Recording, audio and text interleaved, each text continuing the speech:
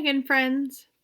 All right, today we are going to do a second read of our story, Jellies, The Life of Jellyfish by Twigsy George. And this time, since the second read usually takes a little bit longer because I usually pause and ask some questions, especially when we're in the classroom, what I'm going to do is I'm going to break it up into a couple of little shorter videos.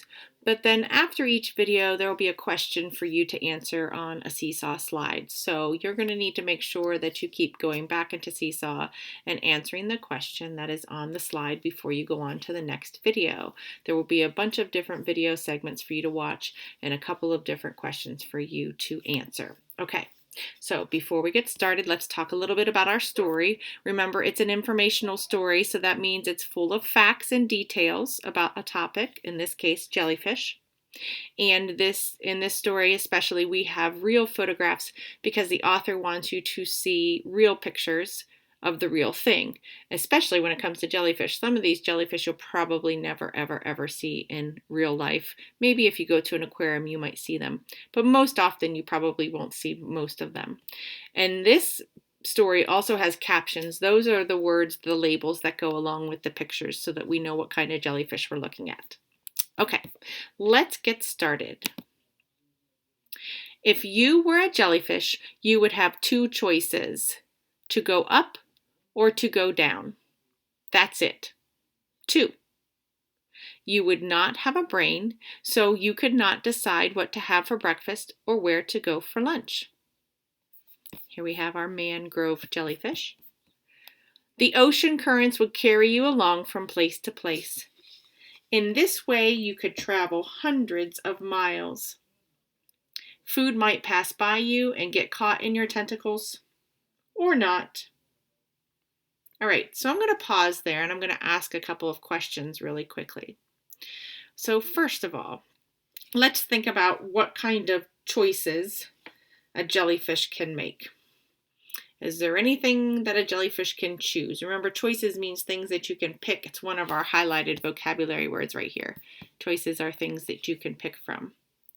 Well, it says in our story that the jellyfish only can choose to go up or to go down. That's the only thing the jellyfish can choose. Now, that's kind of strange if you think about it, because jellyfish can't move from side to side. All they can do is go up and down. So then how do they get from side to side? Well, the water, we read right here, the ocean currents carries them along from place to place. Now, the water in the ocean is always moving. If you've been to the ocean, you know the waves go in and go out and go in and go out. The water in the ocean is always moving. It's not ever still. So the jellyfish just kind of float in the water, and the waves push them in and out, and the currents that are going on under the water push them in and out. Now, what else have we learned about jellyfish so far, other than they can only choose to go up or go down? Well, jellyfish, it says, don't have a brain. It says if you were a jellyfish, you would not have a brain. So that's a little weird. Jellyfish don't have any brains. They can't make any decisions, really, or really maybe even any choices. So they can't really think at all, and they don't really decide what to eat. It says right here, food might pass by them, get caught in their tentacles, or it might not. So jellyfish really don't do very much on their own other than go up and down. The water does everything else for them, pushes them around, pushes food towards them. Maybe the food gets stuck in their tentacles. They don't grab the food, it just gets stuck. Or maybe it doesn't. I find that really interesting. Okay, now go to your first slide in Seesaw and answer the first question.